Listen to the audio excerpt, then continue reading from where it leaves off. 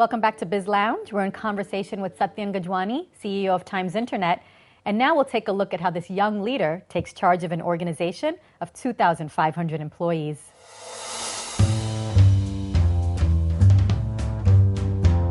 My leadership style is certainly untraditional in India for a couple of reasons. One, I have an American upbringing, and so culturally there's some elements of adaptation that I'm learning to have and that the company is learning to have to me. And second, because I'm young. I'm 27 or 28. So the joke we have is over the last 10 years, the first Times Internet CEO was, say, 50. And then the one after that was maybe 40. And then the one after that was, the last one, Rishi, was 35. And I'm 28. And so the joke we say is the next CEO will be 18 or 19 years old, approximately. The young people, they need to be treated differently. You can't kind of, shove hierarchy down their throat. So he works like beautifully with all of those people, and he's an entrepreneur at heart. Today we work more like startup. So the culture today in the entire organization and within individual business units is that of a very, very young organization, a very, very nimble organization. It's like crazy because I've been to so many of these meetings where, this young boy and, in his pink jeans and his white shirt pulled out comes in with a sling bag. And then you have half the room saying, oh my God, and then suddenly he opens his mouth and, that's it. He goes for the kill, right? You have to be as analytical, as prepared, and have a deep understanding of, what exactly is going on. Because, he is in a state of perpetual preparedness, I would say.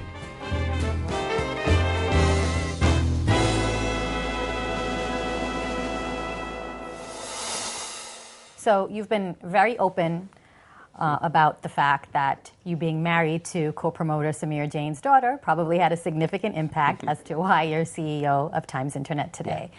But that being said, tell us what you want to be measured by and what's the legacy you want to leave behind. Yeah, so it's very weird being 28 and being responsible for a business of this scale.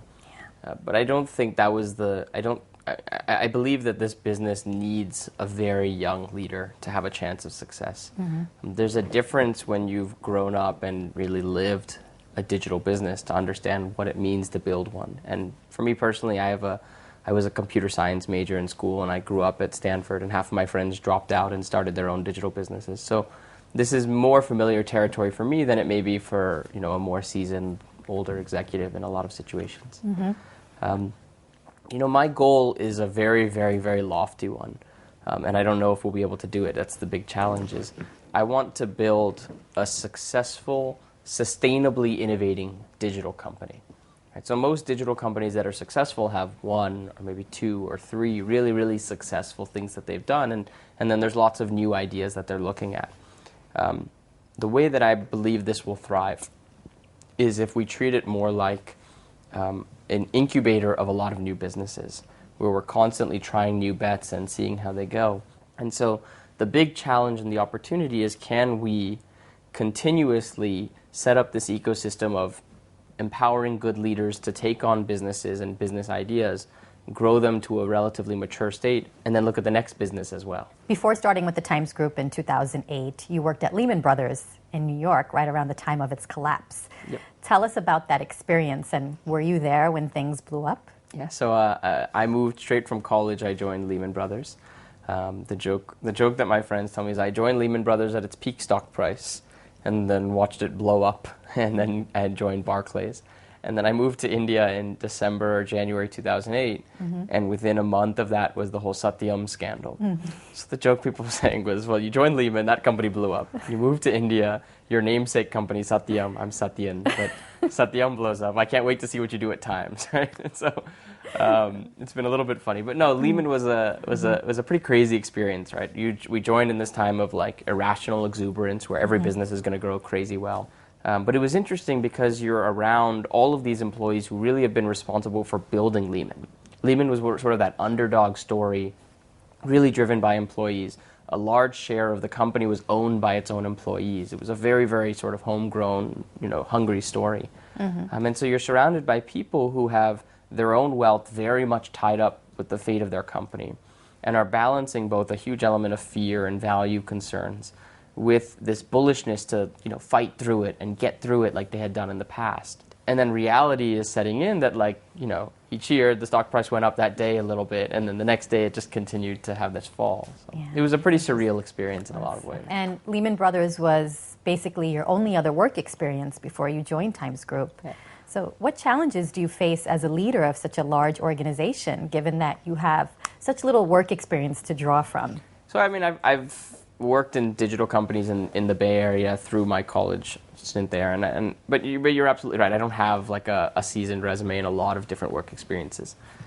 There are good and bad things about it. The good of it is that a lot of the traditional notions of how you run a company that many digital companies have challenged globally are very natural for me to also challenge, right? So, you look at any successful digital business, whether it's Google or it's Facebook or it's this or it's that, they were not driven by people who had 15 years of work experience and then transitioned into doing this. These were kids straight out of college or in college.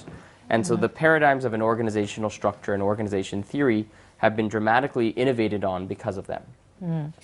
So on the good side is that a lot of the preconceived notions about how does a company operate get challenged. The bad side is that I'm new to this, right? So things like how do teams work with each other and how do you motivate teams and how do you create good working relationships between teams that a lot of people who have maybe traditional work experience have more experience in figuring out. Those are things I'm learning on the job, you can say. Mm-hmm. What are some of the cultural differences that you've had to get used to from a work perspective, given your upbringing in the U.S.? So I grew up in the U.S. I went to school at Stanford and then lived in New York and then moved to India 4 years ago. The biggest one for me is a sense of directness, right? So I believe in having a lot of clarity and ideation, in saying this is what we will do, this is what we won't do, having a very clear product roadmap.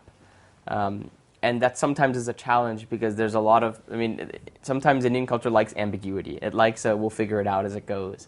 And my nature is to have a higher level of definition earlier on. And so, that's one of them for me, is that I'll be very direct at times about what I think is doing well, what I don't think is doing well.